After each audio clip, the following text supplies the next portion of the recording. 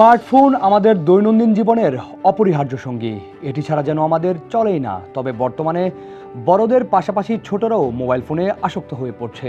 অনেক অভিভাবক শিশুদের শান্ত বা ব্যস্ত রাখতে তাদের হাতে তুলে দিচ্ছেন মোবাইল ফোন। খেলনার পরিবর্তে কার্টুন, গেমস ও গান দিয়ে শিশুদের সময় কাটানোর ব্যবস্থা করছে।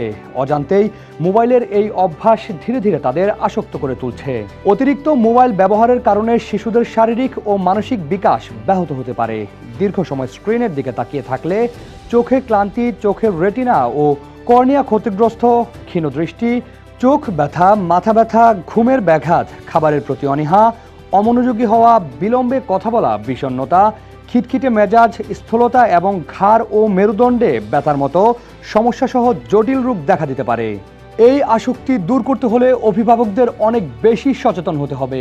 শিশুদের নতুন খেলনা ও বই দেওয়া, নিয়মিত খেলাধুলা ও শরীরচর্চায় উৎসাহিত করা, ঘরের ছোটখাটো কাজে অংশ নেওয়া, পরিবারের সঙ্গে সময় কাটানো, বেড়াতে যাওয়া এবং মোবাইল ব্যবহারের নির্দিষ্ট সময়সীমা নির্ধারণ করা জরুরি।